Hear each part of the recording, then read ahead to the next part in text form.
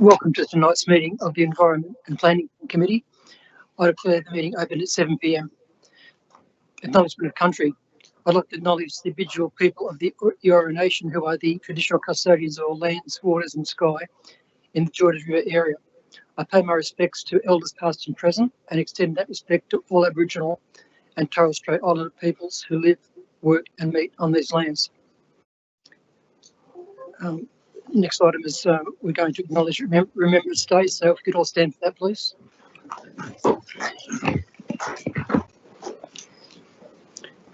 They went with songs to the battle. They were young, straight of limb, true of eye, steady and aglow. They were staunch to the end, against the odds uncounted.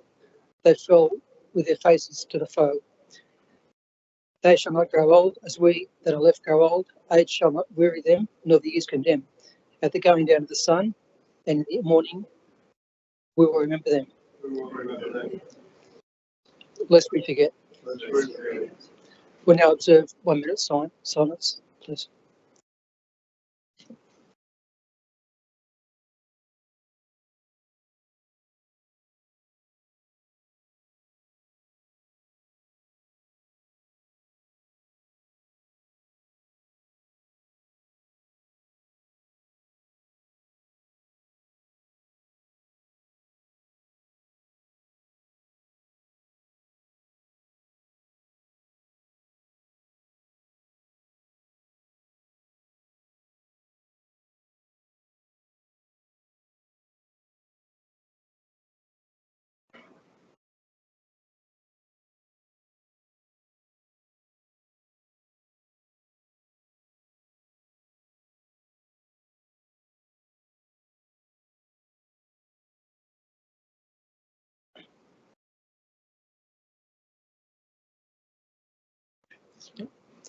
Thank you. Please be seated.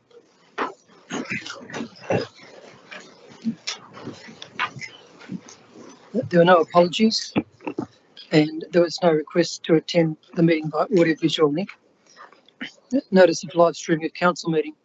Staff and public are reminded that this meeting is being recorded for minute-taking purposes and is also being broadcast live to the public on council's website in accordance with section 5 of council's code of meeting practice. The recording will be made available on council's website. Code of meeting practice. The order of business is as shown in the agenda, which has been made available. Staff and public are reminded that this meeting is open. Doors to the meeting room are to be left open unless the meeting moves into a closed confidential session, according to section 14 of the Code of Meeting Practice. Only if the meeting moves into a closed confidential session will the public broadcasting of the meeting be suspended. Council's Code of Meeting Practice prohibits the electronic recording of meetings without the express permission of council. Mobile phones must be turned to silent during the meeting. Disclosure of interest. Do any councillors have any interest to declare? Okay, there are no disclosures of interest. The next item is a public forum, and we have 4 speakers registered for tonight's meeting, and each speaker is limited to 3 minutes speaking time. The first speaker will be Mr. Mick Frawley on EMV 04324, Fines Amendment, Parking Fines Bill 2024. Please go ahead, Mr. Frawley.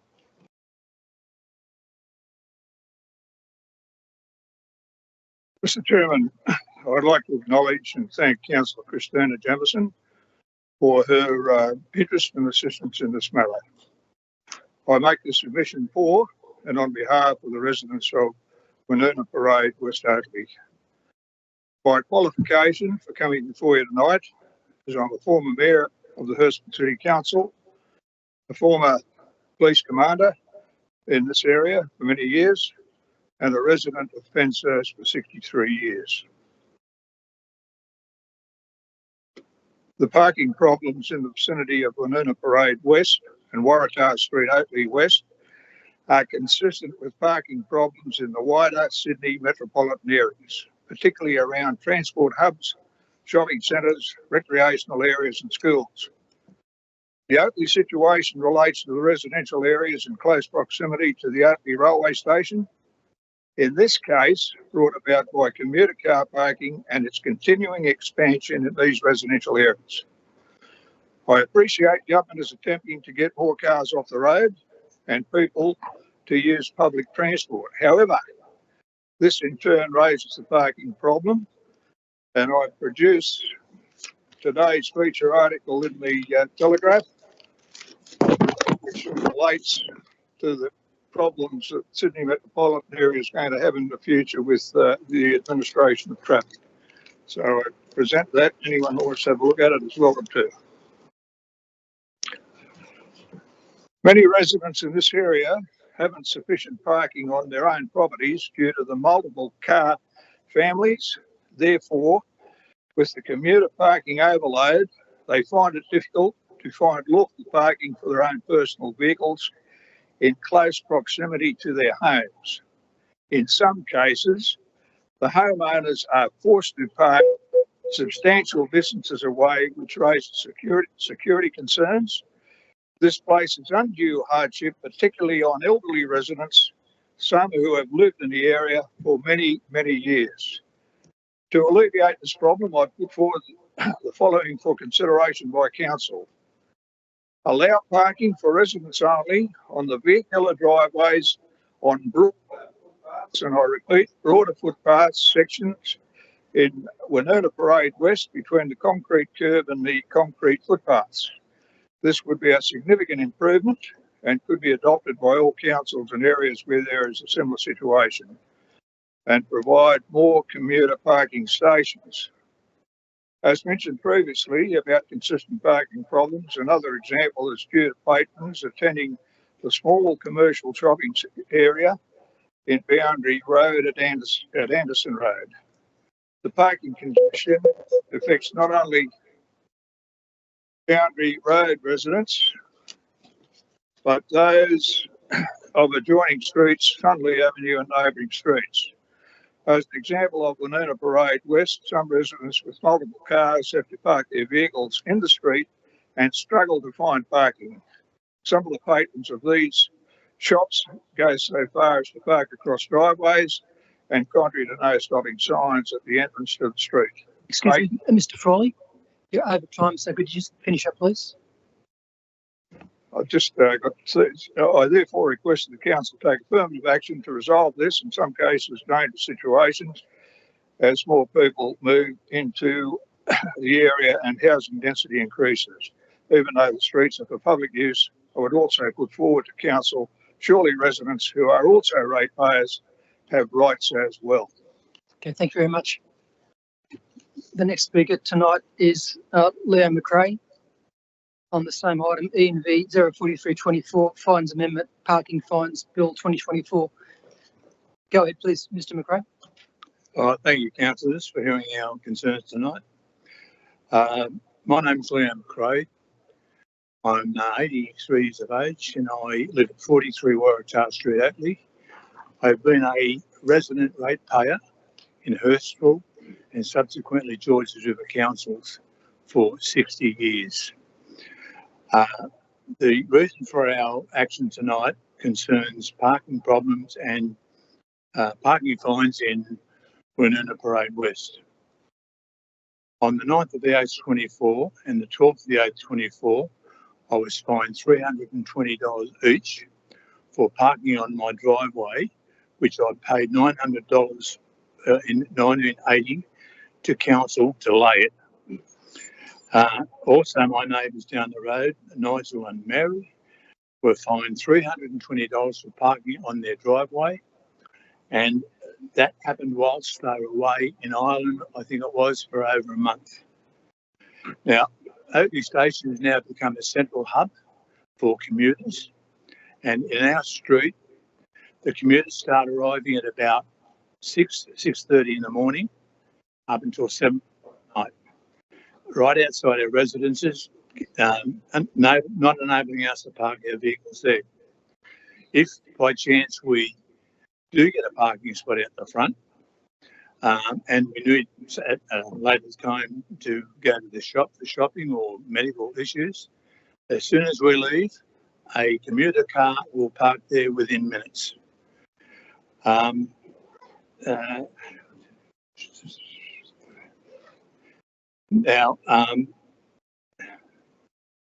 the parking space outside our properties are generally parked full of parking cars every day.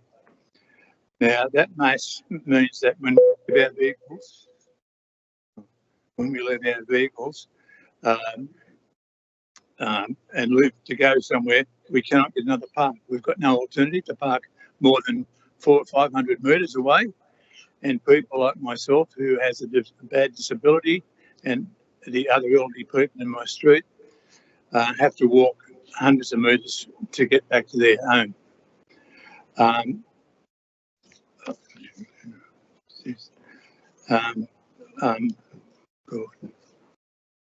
Anyway, I gratefully hope that council will consider our plight, and either put up resident parking signs only, or give special dispensation for us residents to park on our driveway or on the grass verge.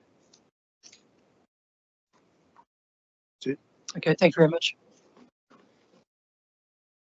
And the next speaker is Mr. Adrian Polwell, speaking on ENV 03924, Management of Feral and Infant Companion Animals Policy 2024, Outcome of Public Exhibition. Please go ahead, Adrian.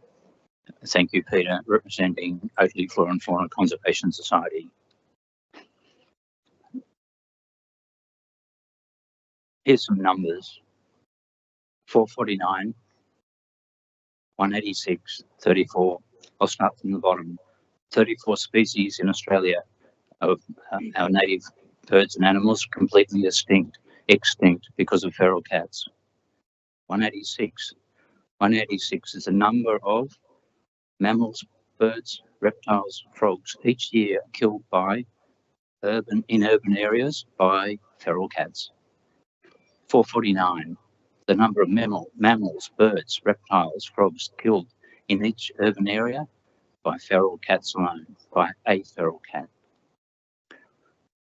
I believe the policy that the council's put together is actually quite well put together and well constructed, so thank you very much for all the work you've done. However, I believe there's lots more to be done. You remember the adage, a squeaky wheel gets the grease, or in Chinese, a crying baby gets the milk. This is for Nancy Liu's reference, but she's not here tonight. There's lots more you can do. Please, I know you've written to the New South Wales government regarding the feral cat control, but I'm not sure how often that happens, and perhaps a regular correspondence to keep the pressure on would be much more effective. A second point, an annual reminder to those cat owners about their responsibilities to the local environment and to our biodiversity, and perhaps the conversation should start by considering cat husbandry should be the same as dog husbandry and other domestic pets, and therefore think about the containment policies and procedures in place for domestic dogs. Perhaps they should be applied directly also to domestic cats. So strengthening that argument by starting in the reverse way. Be proactive, not reactive. Perhaps talk to the Invasive Species Council and inquire what else from their recommendations could be put in place in our LGA. Expand our wildlife protection areas. Maybe look at different types of trapping. There's absolutely some genius trapping developed for trapping particularly feral cats called Felixo. And Professor Richard Kingsford at New South Wales University has actually used these very effectively in remote areas. And finally, perhaps reduce the feral cat carrying capacity around our rubbish tips by putting containment fences in place. So there's lots of things that the council could do, and I urge them to consider all those points. Thank you very much for listening. I appreciate that. Thank you. Thanks, Adrian. The next speaker is Leanne Madden. She's made a written submission which Ms McKinley will read out to us. Thank you. My name is Leanne Madden and I'm the owner of Stems with Style Florist in Penshurst and have had my shop here for 13 years. If you cannot park, then you cannot stop and shop, and we'll keep moving till you find somewhere that you can. That may be in the next suburb. Penshurst is no stranger to the parking dilemma. Whilst the churn and turnover can be high, it can also be diabolical and no one moves. Strip shopping, like in Penshurst, relies on prospective customers being able to park. If they can't park, then they can't shop, and we miss out on business. When it becomes endemic, you get a reputation that parking is never available and therefore not worth going. It happens. Trucks struggle to find places to be able to offload deliveries for the shops, stock that those shops rely on for customers. It's a circle. We need more loading zones, by the way, but I digress. Complacency after COVID has sunk in and now needs a shake-up with return of rangers. Visibility is everything. If they are seen, word gets around and people move their cars. Revenue raising is not the answer. Standing at the drop-off zone in the Strand and waiting for people to leave their cars. Yes, they should read the sign that parking starts at 10. Yes, they are responsible. But some judicious warnings may go a lot further. Be seen as the good guys, especially with the ultimate return of ticketed parking. No one likes a letter in the mail and no one learns from it either. You can have made the same estate days running and just end up in debt. Signage is key. The Connolly Street car park can sometimes be overflowing and yet there is no one in the street. Where have all the people gone and when will they be back? We have a lovely flat car park now and everyone wants to use it. Please reinstate regular, visible, fair range of patrols and maybe some new signs and a few loading zones. Many thanks. Thanks, Ms McKinley. And I should have mentioned before that that speech was concerning ENV 04324, Fines Amendment, Parking Fines Bill 2024. The next item is confirmation of minutes of the previous meeting, which is ENV 03824, confirmation of minutes of Environment and Planning Committee meeting held on 12th of August 2024. Can I call for a mover and seconder, please? Councillor Lansbury and Councillor Jamieson.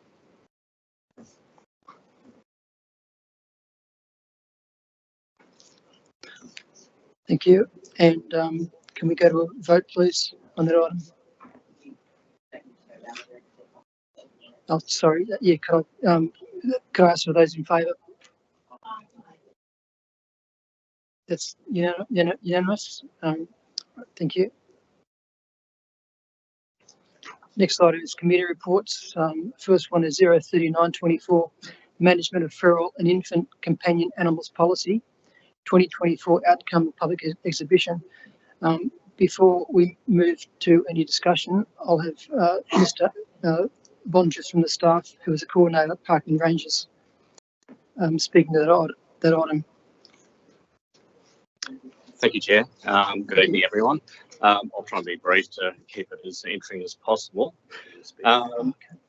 Council at its meeting on the 25th of March 2024 considered a report ENV 011-24 regarding a number of policies under review, including the Management of Feral and Infant Companion Animals Policy 2024, and resolved the Council endorsed the following draft policies as attached to this report for the purpose of public exhibition for a minimum of 60 days in accordance with Section 160 of the Local Government Act 1993. So the purpose of this policy is to give Council additional powers and flexibility to deal with animals that come into our care, whether it's through seizure activities or through members of the public or people abandoning animals at vets. So we can deal with animals in the most humane way.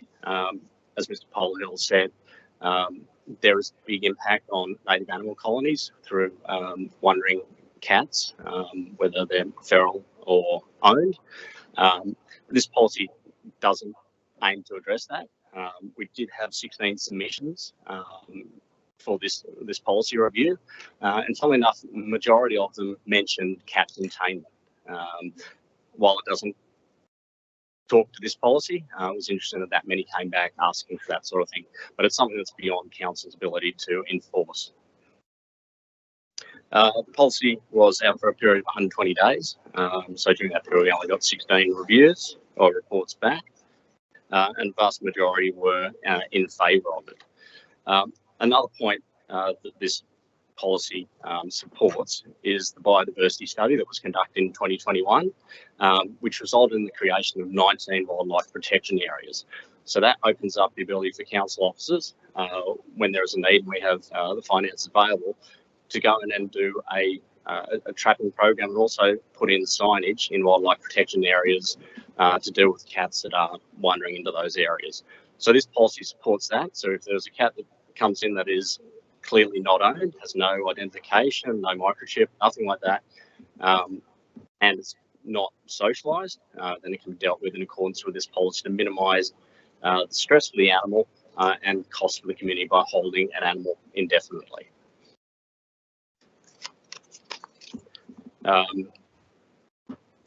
The two, well, as I said, there's 19 wildlife protection areas. Two of the biggest areas that this covers are the Oakley Point Reserve and Moore Reserve. And when the biodiversity study was done in 2021 or completed in 21, it was found that cats impact a lot of the native animals, and that included, I think it was greater glider. There's numerous parrot species as well. So this policy helps support council be able to take enforcement action, but deal with those animals that are collected in those areas in a humane way. So I have. Thank you. Okay, thanks, Mr. Bonges. Can I call for mover and seconder, please, to that report? Councillor Lansbury, Councillor Ellison. Thank you. Now, is there any discussion? Any questions? Councillor Lansbury. Actually, I did have a couple of questions, if I may. Also, thank you to Adrian for coming and addressing us tonight. Nice to see you again. The policy doesn't actually cover, I don't know, it's outside the policy, but you mentioned then, Hamish, about people taking feral cats in to a location. Where would that be? Sorry, can you explain it? If someone surrenders a feral cat, or because I'm sort of asking from the perspective of, I know somebody who has had a feral cat who has consistently had litters under their house and hasn't been able to get rid of them, and has, at great expense of theirs, ended up getting them sexed and all the rest of it. So if somebody has a feral cat hanging around their property, what is the best way to manage it? There's no simple answer to that. The Companion Animals Act is highly restrictive when it comes to anything that has to do with cats. The crux of it is there's 3 sections within the Act that we can actually use for seizing the cat. 2 of those relate to restricted areas. That's within 10 metres of a food preparation area, a wildlife protection zone, or if it has threatened or has actually attacked another animal. So just because an animal is, or a cat is feral or unowned, is not sufficient reason for us to lawfully seize the animal. We'd actually be seizing the animal unlawfully if we took it in. So it's very difficult for people to actually do the right thing under the Companion Animals Act. Yeah, I think, and that's basically the problem, isn't it? And if there isn't, because at that particular time, I think the dogs and cats home was still around at Carlton when it first started, and they said they can't do anything about it, and council wasn't in a position to do anything about it unless it was actually dangerous, yeah. Which I suppose that's subjective as well, isn't it, as to whether it's dangerous. It could be dangerous to the domesticated pets if they would consider that. But look, no, I think it's a good policy, and I saw you madly taking notes when Mr. Polhill spoke, so I'm quite sure you'll take on board some of his suggestions. So thank you. Thank you. Thanks, Councillor Lansbury. Is there any other council with any questions on that report?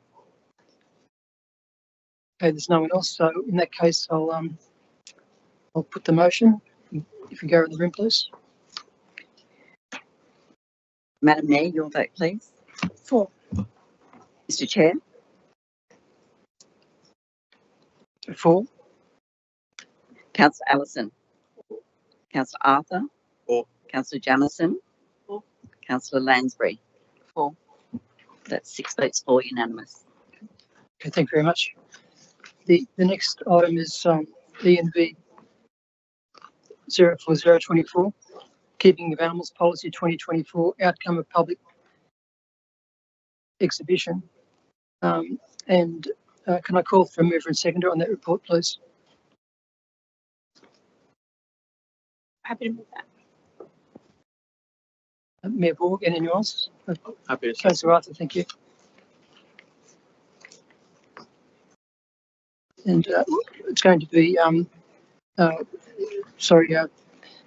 Bonges again is going to give us a rundown on that report. Thank you. Thank you. The Keeping of Animals policy. The draft Keeping of Animals policy 2024 was publicly exhibited for a 120-day period between 4th of April and the 3rd of August 2024. So I'll take my glasses off so I can see what I'm reading. This was targeted consultation with some key community groups, and that included the RSPCA and the Pigeon Fanciers Association. And of that, we received 22 submissions, which was pleasing. 8 related to the draft policy itself, offering suggestions without any indication of support or opposition, and were considered neutral. 8 submissions were not directly related to the policy, but were broader, uncontained cat management issues again, which is interesting, 2 in a row. And then 3 made direct reference to support for the draft policy, whilst 3 disagreed with the policy. Those submissions were against the policy raised concerns over the numerical restrictions for the keeping of cats and the inconsistency between requirements for dogs and cats, and suggest numerical standards be introduced for the keeping of dogs. So the purpose of the policy is to provide additional support under the Local Government Act for our Rangers team to deal with animals that fall outside the scope of the Companion Animals Act. So this includes other things like birds, fish, reptiles, and those sort of things, even to bees. So it gives us a framework to deal with if we receive a complaint, that we can investigate it, and if it's verified that there's a nuisance, that there are set in stone or black and white numerical standards we can go by that can be enforced. I know there are a number of councils who don't have this policy, but if they have to then go and investigate a matter, they don't have something in stone that they can fall back on to make a decision, and that can be quite difficult. So this is a policy that's been in place since back in the Cogra days, and it's been worthwhile. While we don't use it a lot, it is something that is very useful, and especially for those people who've experienced a house with a rooster next door. It gives us the ability to put restrictions and on those people and have them rehome the animal wherever possible. So it's animal focused, but it's also community focused as well.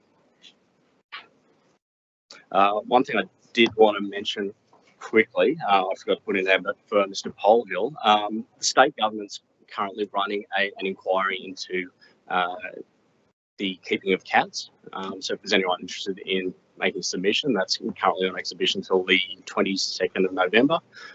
Council has made a submission to that, but anyone else who's interested, please do. That's it from me for that. Thanks, Mr. Bonges.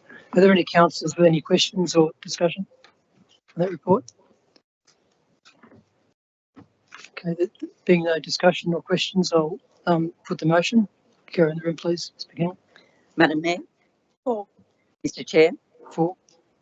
Councillor Allison? For. Councillor Arthur? For. Councillor Jamieson? For. Councillor Lansbury? For. 6 votes for, unanimous. Okay, thank you. The next item is ENV 04124, endorsement of study areas and objectives for Cogra Strategic Centre and Riverwood local master plans. And the report will be given to us by Ms. McMahon from the staff. Yeah, thanks, Councillor Mani. Excuse me, it's Ms. Singh. Hakirat Singh. Sorry. Ms. Singh, yeah. Good evening, everyone. I'm Hakirat Singh. I'll present this item to you this evening. This is about endorsement of study areas and objectives for Cogra Strategic Centre and Riverwood Local Centre master plans.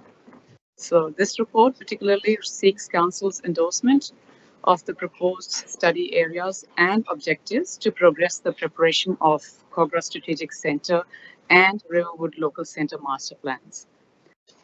On 25th of March 2024, Council approved a phased master planning approach to develop 12 growth precincts over the next 10 to 20 years, focusing initially on Cogra Strategic Centre and Riverwood Local Centre to drive housing and job growth.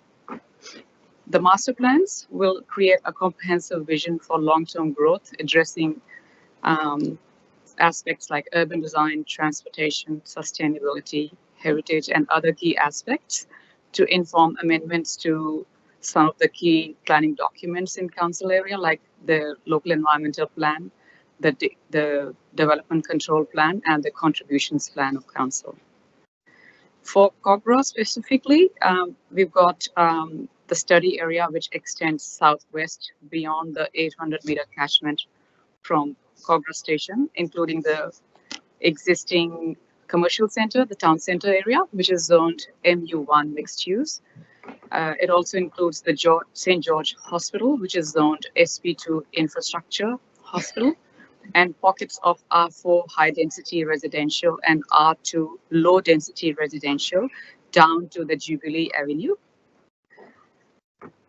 The objectives for Kogarah Centre include, the key ones include strengthening the Kogarah Centre as a strategic centre and a health and education precinct, review controls to align with transit-oriented development (CEP), plan for sustainable housing, jobs, infrastructure, and open space, and enhance connectivity and increase housing diversity, including affordable housing. So this is very high-level commentary about the Kogarah Strategic Centre Master Plan Study Area and the objectives. If you have any questions, councillors, I'm happy to answer any at this point, and then I will go further to the Riverwood study area and the objectives. If not, I'll go further.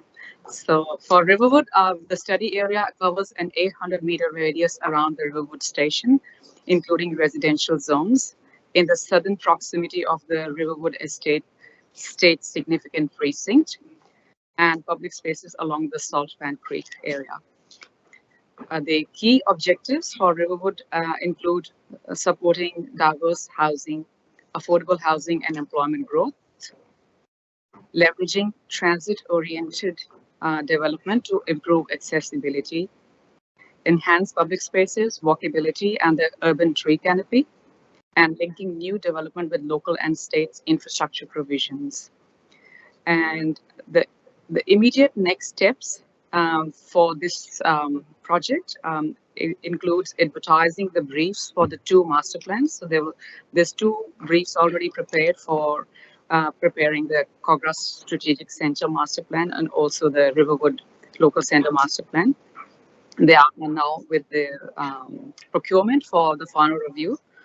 And once it's totally fine and approved, we will advertise the briefs and the consultants will be commissioned, and then we will undertake the preliminary consultation. That is the immediate next steps. And further reports will be submitted to council to seek endorsement to publicly exhibit the draft master plans. And just for your information, this the master plan process takes about 24 months sort of mark. So it's a 2 years long process. It takes a while, and we've also got federal funding support and also council budget for it. So that's. Did you have any questions? I'm happy to answer. Sorry, could we please get a mover and a seconder before we take questions, Mr. Chair? Thank you. Can I ask for a mover and seconder, please? Councillor Lansbury, Councillor Ellison. Thank you. Are there any councillors there with any questions or discussion points? Councillor Lansbury. Thanks, Mr. Chair. That's an obvious sort of question, to be honest with you. I'm just wondering how we settled on those particular locations. They're the most pressing, excuse me, the most pressing locations for the master plans, I guess. Yeah, and the Kogarah one probably because of the Todd proposal. Yeah. Yes, the Kogarah one is because Kogarah is a strategic centre and hadn't got that kind of detailed work done before, as Hurstville has got. So it was very important that we took it as like a broader context for the area, and because the master plan is not it doesn't define the specifics of development. It gives you a broader context for developing the area. So and especially for Kogarah, we also had those pockets of R2 and around the area. Because we have all got council resolution to also look at transitions from, R4 to R3. So all that, we have to look at that transitions around the town center area as well. That's one of the, Thank you. Thank you, Ms. Singh. Any other councillors have any questions or? Just a question through Mr. Chair. Just you. if you could just outline council's rationale for including the Jubilee Oval and Cogle Park in the study area. Thanks, Councillor Walk, for your question. So what we did was, as I was just explaining, the actual subject area, it goes down in the southwest direction down to the Jubilee Avenue, and by doing that, we basically have included the Jubilee precinct, the stadium, and also a part of the Carlton local centre. But that does not mean that this master plan process is going to actually include them into it, because they both of these areas are having their own individual projects, specified at the moment, and especially with the Jubilee Stadium precinct, we've already got a master plan and plan of management process in underway. So that's going on, and also for the Carlton railway station is one of those 12 precincts that we are going to prepare master plans for. So it is just we've included it as a broader area just to give it a broader context, and that's it. And because when the consultants are going to take in, so the purpose of this wider study area is to ensure that we capture all the constraints and opportunities in the area. Plus, once we do this opportunities and constraint study, we will also, like our consultants, will be able to pinpointedly tell, okay, this is required, this area is needed to be included in that study area. Thank you, Ms. Singh. Are there any other questions from the councillors? Thank you. In that case, I'll put the motion. Madam Mayor? For. Mr. Chair? For. Councillor Allison? For. Councillor Arthur? For. Councillor Jamieson? For. Councillor Lansbury? For. 6 votes for, unanimous. Thank you. The next item is ENV 04224, adoption of generic plans of management amendment 1. And before we go to any discussion, can I ask for a mover and seconder, please? I'm going to move that, Mr. Chair. Sorry, Councillor Morgan Ellison.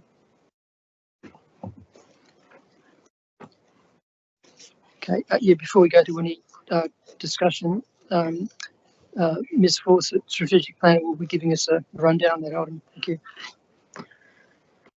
Thank you, Mr. Chair. So on the 24th of July 2023 and 27th of November 2023, Council resolved to place the following amendments on exhibition for the generic plans of management. That Council be appointed as Crown Land Managers for Riverwood Park and Rasdale Park to allow Council to administer leases and licences for the parks, to incorporate 25 Joffrey Street, South Hurstville into the generic plans of management for parks, amend descriptions for the local approvals policy, public art policy and community release policy to keep the descriptions brief and to reduce the need to amend the plans of management when these policies change. The draft generic plans management were placed on exhibition for 42 days from the 30th of July to the 11th of September 2024. A public hearing was required for 25 Joffrey Street for the initial categorisation of the park, which was park, and that public hearing was held on the 3rd of September 2024. Council received no submissions during the public exhibition, and so thank you. Thanks, Ms. Force. Do any of the councillors have any questions or discussion points, please? No one? In that case, I'll put the motion. Madam Mayor? For. Mr. Chair? For. Councillor Allison? For. Councillor Arthur. For. Councillor Jamieson. For. Councillor Lansbury. For. 6 votes for, unanimous. Thank you. The next item is ENV 04324, fines amendment, parking fines bill 2024. Can I ask to remove a seconder, please? Yeah.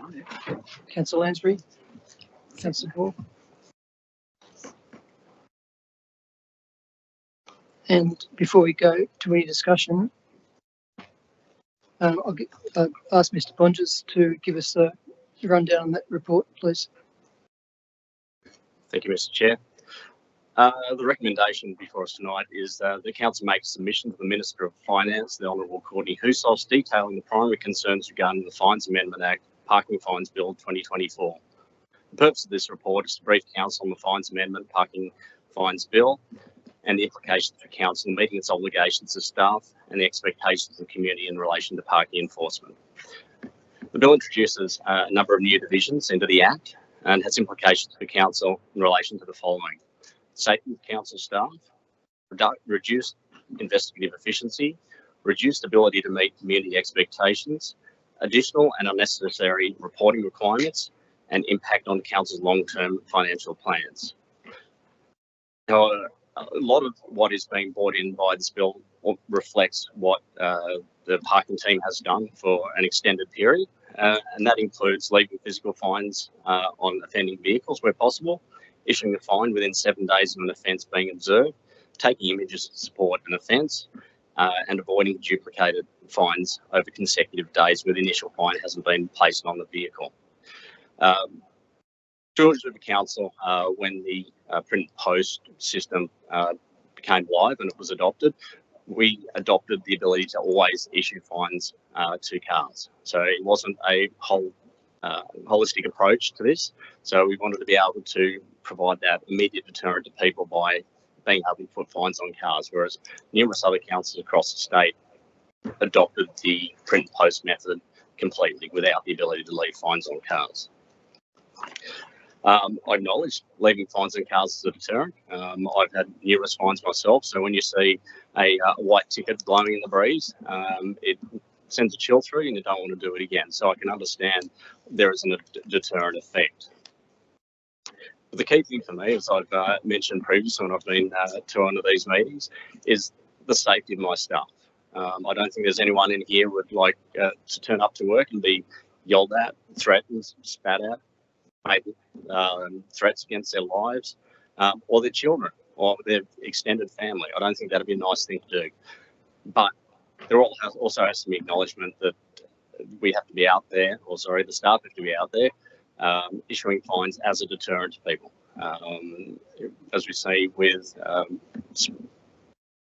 things that are done by the police and by the state government to deter people from speeding or not wearing their seatbelt or those sort of things, there are repercussions for actions. And unfortunately, that's fines, and it doesn't make us the most popular for doing that.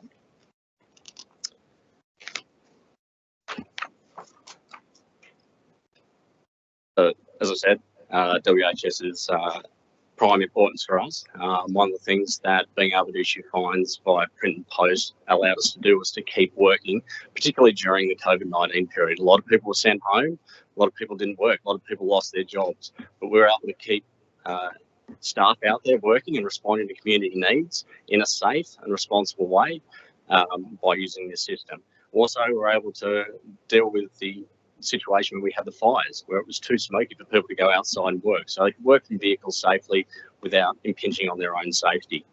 It also allows staff to work after hours and in adverse weather conditions. So you can imagine walking around in the rain or thunder or lightning, or where it's 43 degrees. It's not quite that pleasant. So having this ability helps with staff safety. In relation to concerns over multiple fines, this is something I've been working with a provider for some time now to try and counteract that. It's something that we have in our procedures in the background, so that if someone does receive multiple fines within the postage time limit, that we can actually withdraw those fines. So that's a reasonable thing that we've had in place for a long time. But with this new bill, that's going to legislate it. And hopefully there will be some technology to support us to be able to do that. Meeting community expectations. As many of you may know, I love a good stat, so I'll give you a few here. So since 2021, we've had considerable amount of fines. They've been going, complaints about illegal parking in the community, and this has been going up every year. So in 2021, we had 2,200 complaints. 2022, 2,600. Then a big jump. 2023, 3,374. And this year, up till the 28th of October, 3,626 complaints from the public about parking. Interestingly enough, I did a review of some of the complaints that were coming through, and nearly half of them related to vehicles parked on or across driveways or on path strip areas. So, in summing up, there are some implications for council. Potential is that if staff have currently got 10, if they have, for safety reasons, if they have to team up, it's going to reduce our capacity to address community concerns. I understand that no one wants to get fined, but we are in an insidious position that if we get a complaint or get requests to do something, we have to go out and deal with it.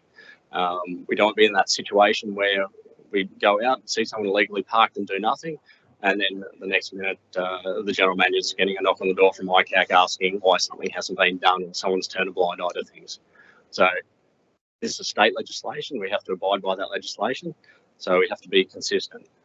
Unfortunately, it doesn't get us brownie points, doesn't make people come up to us and want to give us a hug and say, well done for your hard work, but it's something we do to try and keep the community safe. And look, I started as a parking officer a long time ago, and I've seen some pretty horrendous things in my time where people have parked illegally and what damage it's caused, including people getting killed. And that's not a good thing. You may not think that someone parked illegally is that dangerous, but when you see someone hit by a car, it's not a pleasant thing that you can expunge from your memory. Thank you. Thanks, Mr. De Pontes. Do any councillors have any questions on the report? Councillor Lansbury. Thanks, Mr. Chair. Thanks for that, Mr. Pontes. I just wanted to raise a couple of things that our speakers brought to us tonight. Thank you for addressing us tonight regarding parking on verges and driveways. My understanding is the road regulations prevent that. Is that correct? Yes, that's correct. So if someone reports it to you, you are not in a position to turn a blind eye. You need to follow it up and investigate it. And if the car is parked there, you're obliged to issue a fine. Is that correct? We're not obliged to issue a fine. We take a logical approach to most of these things, especially on a path strip area or across a driveway, those sort of things.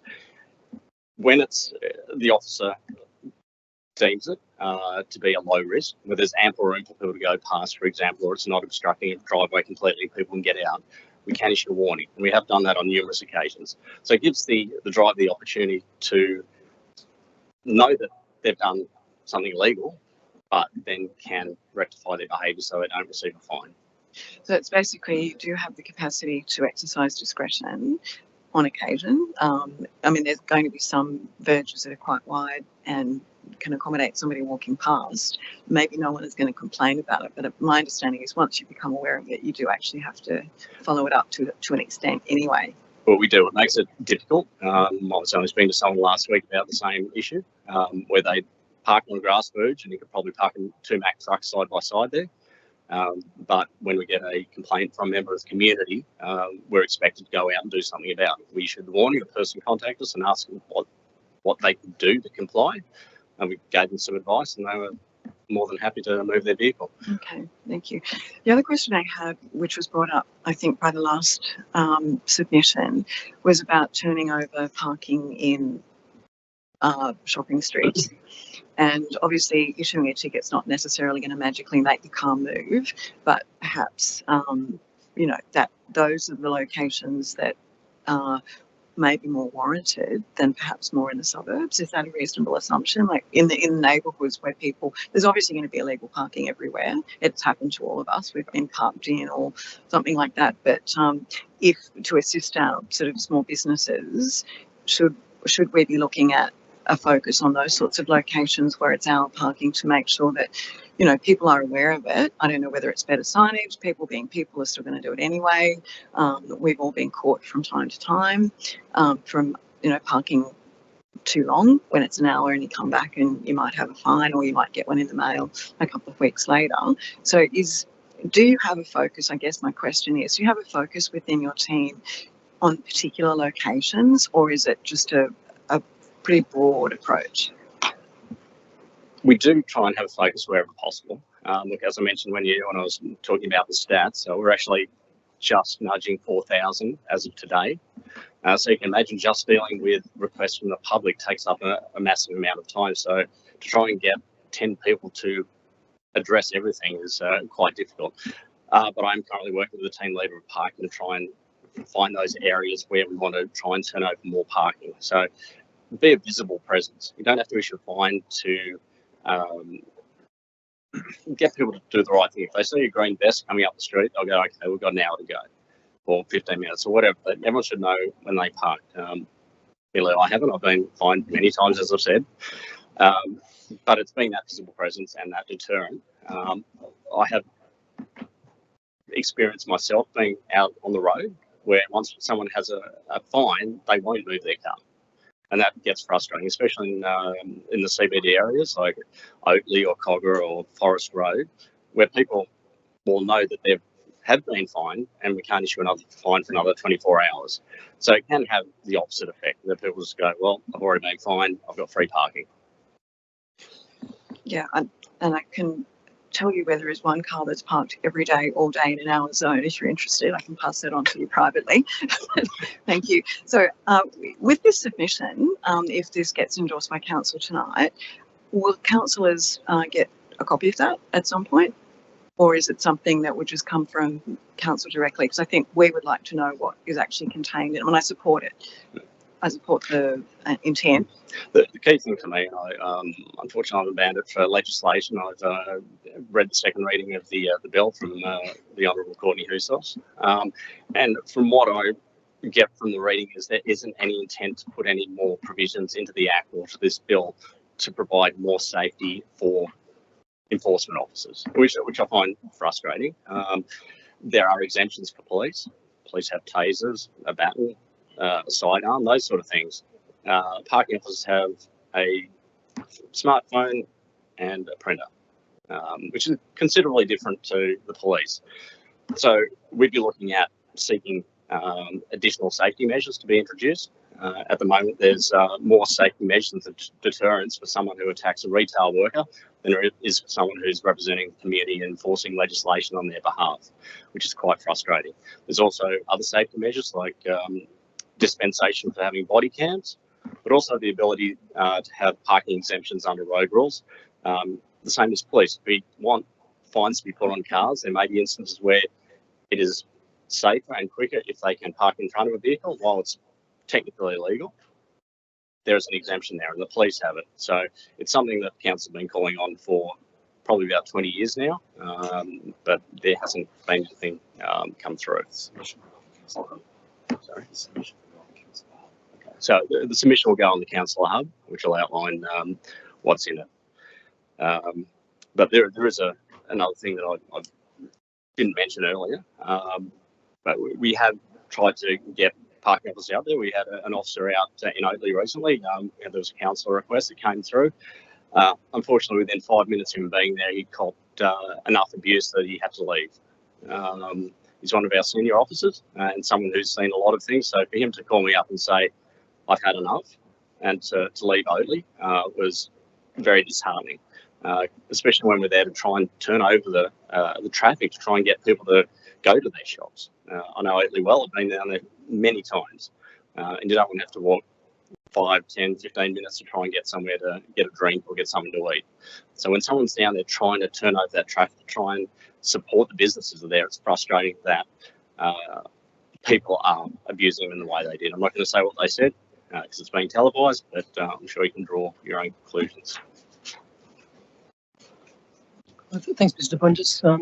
Any other councillors have any questions? Councillor Jamieson. Yes, I have. but I do want to firstly acknowledge the speakers. And I do have empathy for you. I went down there. I don't know how you're going to do it as a disabled person if you've got these restrictions on you, but I just don't know the answer. But I do have the empathy for you, and I'll leave it at that. In regards to this submission, so we are assuming that this legislation is going through, so we just got to work out the details of how it's going to affect us and what concerns we have. Mr. Chair and councillors, the purpose of the submission is to influence this legislation so it's more workable than what it is right now. That's pretty much the guts of it.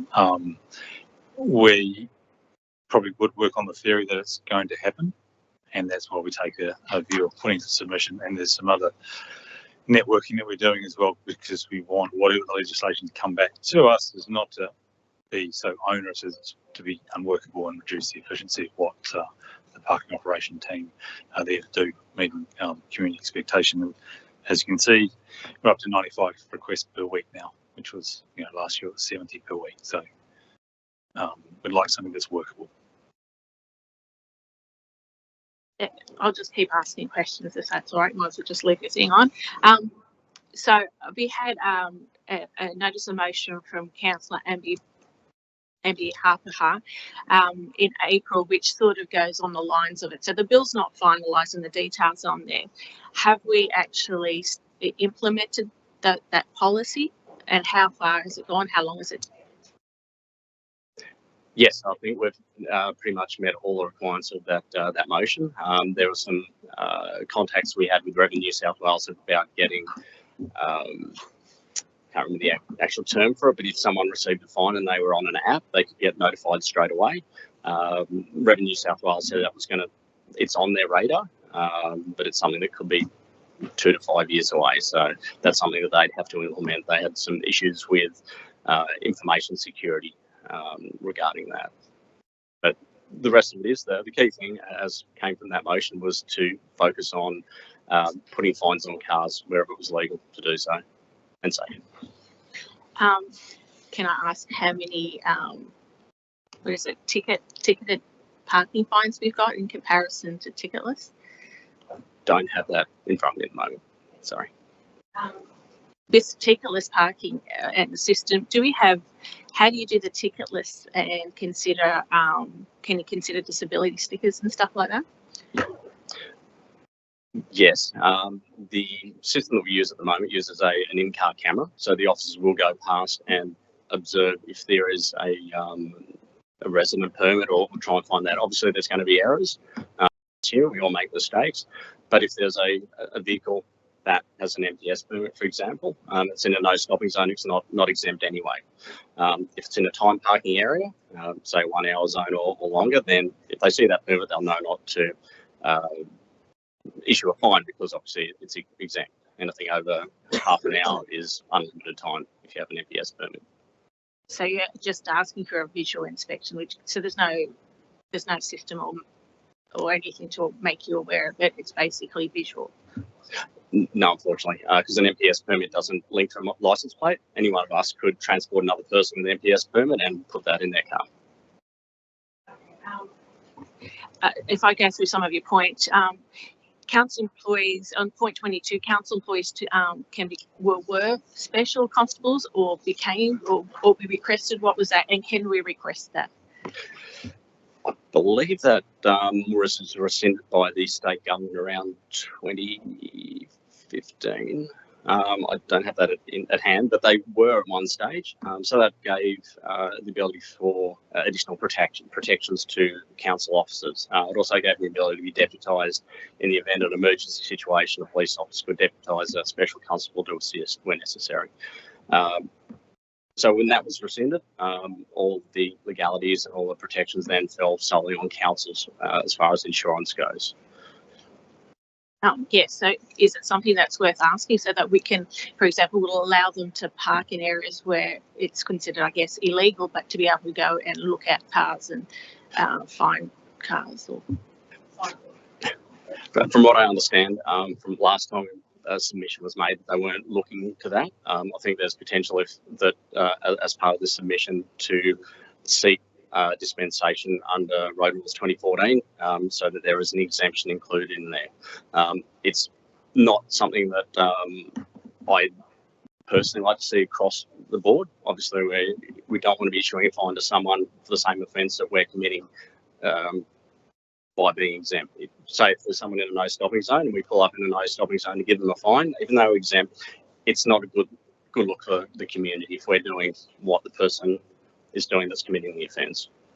Does that make sense? There's another one. I guess it's going on from there. Is it possible, because one of the biggest ones where we were looking and talking to the residents in OE Parade Crescent West, we were talking about, so we're just seeing people speeding like 80 kilometres an hour from 0 to 0. I know it's one of the biggest issues. I know police are short on staff. If we're going for the special constable sort of status, do you think would there any possibility of like being able to speeding as in without actually going into cars and stuff, like speed cameras or anything like that? I think that it'd be cost prohibitive. What it takes to train a highway patrol officer to be able to estimate speeds, and then if they've got the speed cameras, the mobile speed cameras they have would be quite expensive. I don't know whether the state government would be willing to do something like that. It's just a huge impost. There's enough things that we have to put on, do for the community. There's key things like filling the potholes, mowing the lawns, keeping the parks clean. So dealing with speeding cars, I believe, should stay in the domain of the police. We don't want to be diluting their abilities. For me, and I'll just have a look at my notes, for Mr. Frawley, I believe, and Mr. McRae, who said they've received some fines. There are areas, and we all know them, Back Boatley or Riverwater, those sort of places where there are wide expanses where someone could park and get through quite easily. We've previously written to the state government to review Road Rules 2014. It's now over 10 years old, and there hasn't been a substantial review done for a long time. And that includes dealing with loading zones, trucks, parking on grass verges and across driveways and that sort of thing. And unfortunately, we haven't had much support. The feedback we've got from the state government, it's not on their radar to even investigate. So what seems like a logical thing for us, by someone parking on a concrete pad in front of their house and leaving plenty of room, is still an offence, unfortunately. Until they change the legislation or look at some sort of exemption or amendment, it's going to remain an offence, unfortunately. I'll just have, I guess, last questions. I think Councillor Lansbury asked a lot of questions that I was sort of thinking of. Point 10.4, it says that there's about being fined twice, and you've got a system. Have you already got a system in there, or are we looking at putting a system that they can't get fined twice in? No, we have a system in place. So if a vehicle's parked in the same spot on the same day, that it will actually give the officers a warning, so that they don't issue another fine. I'm currently working with a provider, which is taking a lot longer than I'd like, so that if a vehicle is, say, on a path strip and a fine is issued by the print and post method, that if someone goes to issue a fine within the next 7 to 9 days, it will actually pop up a warning saying a fine was issued on X date, so as to make sure that we don't issue a fine again to that vehicle before they had the opportunity to receive the first one. So is there a problem with the system? It's a once-off thing? Because I think Leo was fined twice, that we obviously got rectified, so it's just a once-off hiccup, was it? It's something we're working on. The system's a lot more complex than I'd planned. Obviously, we've got to work with an external provider to get that done. But having the support of this bill coming from the state government will hopefully put a fire on them to get it done a lot quicker, especially when it's potentially going to be rolled out statewide. Just a point of clarification from what you just said then, from what I understood, you said if the officer is going to issue a fine on the same day, they get a warning, but the system doesn't yet have the provision to if it's day 2 to day 9, it doesn't pop up with the warning currently No, because they're working on that with the technology provider. Is that right? that's correct. So if it's in the same spot on the same day, it'll send a warning to the officer, so they don't issue 2 on the same day. We're working with the provider so that if there's subsequent fines and the car hasn't moved, that warning will also come up. And so what is the process if a resident does receive the second finding day 2 to day 9? Is the onus on the resident to then request a review, and then that's dealt with behind the scenes with the council officers to review that? Or is it on the onus of the resident to then request the review? Yes. For clarity purposes, we recommend going to Revenue New South Wales, because then at least everything's tracked and it goes through the correct system. So we can then review the fine and the registration number and see if there's any other fines, because there may be other ones that may have been issued subsequent to that, which they haven't been made aware of. So then we can actually make a determination on whether there's been sufficient time for postage and recommend they be cancelled. And we have done that on numerous occasions. Okay, thanks, Mr. Bonges. Are there any other councillors with any questions? Councillor Arthur, thank you. Thank you, Mr. Chair. The report suggests that an accurate assessment of the financial implications of the council can't be ascertained. The legislation's already passed the upper house of the state parliament. Tomorrow is the first day of 3 straight sitting weeks in the lower house. What's sort of preventing us getting that reliable estimate of the financial implications of the council? From what I can see, when I look at the second reading of the bill, they're going to be working with councils to draft regulations to go with this.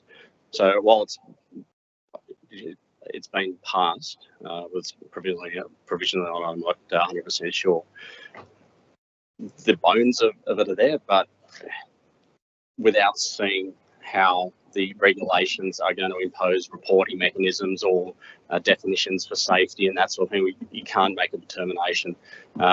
If it's a very prescriptive definition of safety, then potentially it could halve the operational ability of our team, as they will have to team up in pairs. Has council spoken to any of the other? You said there were other LGAs that have implemented a 40 ticketless system. Has council consulted with any of those LGAs about improving the system, making it a little bit fairer for residents and how they're going to manage this legislation, or is that still, to be determined, given that this regulation process has to go ahead? I think that's still got to be determined. I think local government New South Wales is working with other councils as well as SSROC, Southern Sydney Regional Organisation of Councils, to get feedback on this bill. I know there are some interesting points of the bill, and one of the key ones that perplexes me somewhat is the notification section. It says that basically if you want to put a notification to say that someone's going to get a fine, our opinion is that if you can put the fine on the car, you put the fine on the car. There's no need to put any other type of notification on it. We do have numerous times, and I was speaking to someone today, that they issued the fine on the spot and the person drove off. And they're well aware that they were going to get a fine, but then it has to be posted. So there are some grey areas that need to be worked out, whether that is deemed as printed and posted or issued on the spot. So there are things that we need to look into from that point. Thank you. Cheers. Thanks, Mr. Bonges. Any other questions from the councillors? Okay, in that case, I'll put the motion. Mr. Chair, can I speak to it? Yes, sorry. Thank you. Councillor Nasri. Firstly, thank you for all that information, Ms. Bonges, but I also wanted to mention that I've got a copy of a press release, and I think it's an opinion piece, that was in the Sunday papers yesterday, and I believe that the legislation will be dealt with this week. So hopefully your submission is just about ready to go, but it sounds to me more like the regulations may be able to be influenced more so by council submissions, and because they didn't actually call for submissions, I don't think, did they? But anyway, so yeah, hopefully the submission can be put together pretty quickly and can get in there to influence them as well. I also have a copy of a letter from Graham Kelly, who's the Secretary of United Services Union, and I work in the union movement myself, and to me primarily this issue is about WHS issues, and you've mentioned a few problems that have occurred over the years in your experience, and this particular letter included some news articles of some parking rangers that have been very badly injured during the course of their job. And from my perspective, I think that it's not so much about the bottom line of council. I know I should be very concerned about that there could be a financial impact on us as a council, but my concern is the safety of staff. It is a difficult and challenging job you've taken on, and I think that as councillors we should be supporting our staff based on that. I think that there are other ways that this could have been dealt with. I honestly think that it's misguided legislation. I think there are other more pressing issues than this. I think that the safety of workers should always be front of mind for any organisation, and if we are putting ourselves in a situation where our staff are going to be in danger, we have to do everything we can to try and prevent that. And I suppose the most we can do at this point, because it's quite likely that this legislation will pass in its current form, perhaps there might be some amendments from the crossbenchers, who knows, but if the regulations can be influenced to help alleviate some of the safety concerns, that would be great. But, I just think it's important from my perspective. I just wanted council officers to be aware that I'm very supportive of this position that you've taken. I think the report backs it up as to why the safety of council staff is paramount in my mind. And I think that, based on the literature that I've got here in front of me, officers have been subject to vicious assaults that were not limited to broken femurs, broken arms, broken noses, head and facial injuries, severe bruising and long-lasting psychological injuries such as anxiety and depression. Well, we have to be really cognizant of that, and I think that's why I think that this is quite misguided. Basically, if you don't want to get fined, don't park illegally. It's a really simple response.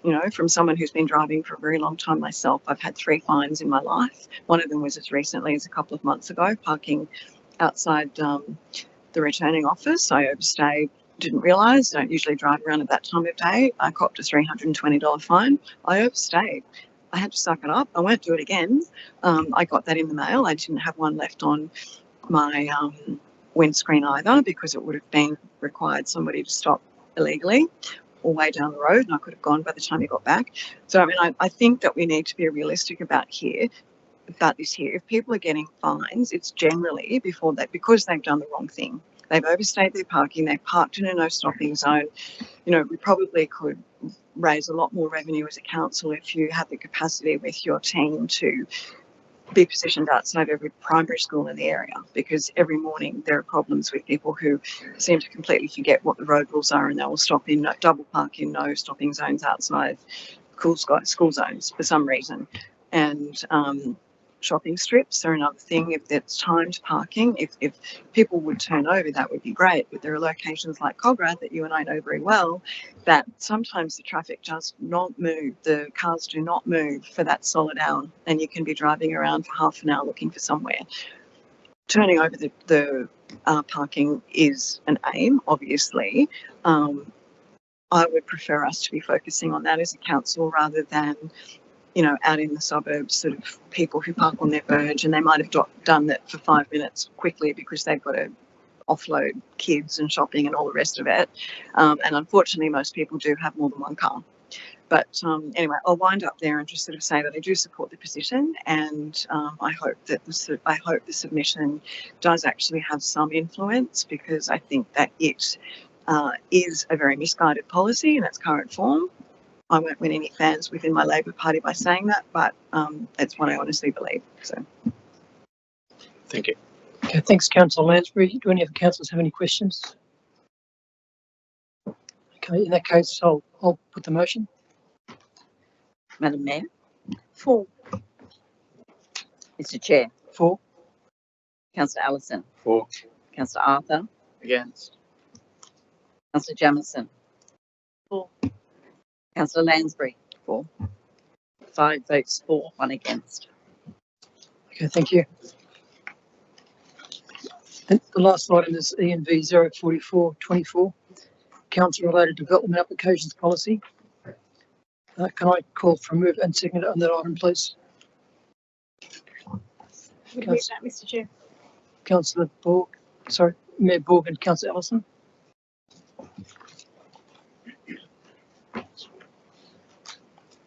And before we go to any discussion, I'd like to ask Ms. Elias, Manager Development Building, to give us a rundown on that item, please. Thank you, Mr. Chair. In relation to this item, there were recent changes to the Environmental Planning and Assessment Regulations, and it mandated that all New South Wales councils prepare and adopt a policy, and this report is actually putting that policy up.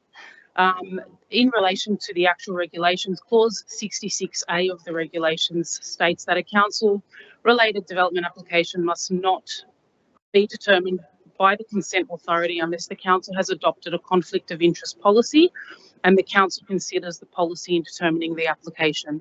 At the moment, we don't have that policy, so this is the policy, and there are about 8 applications outstanding waiting for this policy to be implemented. In terms of the process, the actual policy sets out the process. It goes into detail of 3 different risks, one being low, one being medium, the other one is high, and it sets out who needs to do what within our development assessment team and what the roles and responsibilities are. So without the policy, at the moment, we're unable to consider those and therefore we can't determine the applications. Thank you. Thanks, Ms. Elias. Do any council have any questions on that report, please? No questions. In that case, I'll put the motion. Madam Mayor? For. Mr. Chair? For. Councillor Allison? For. Councillor Arthur? For. Councillor Jamieson? For. Councillor Lansbury? For. 6 votes for, unanimous. Okay, thank you. There being no other business on the agenda, I declare this meeting closed at 8:16 p.m. Thanks, everybody.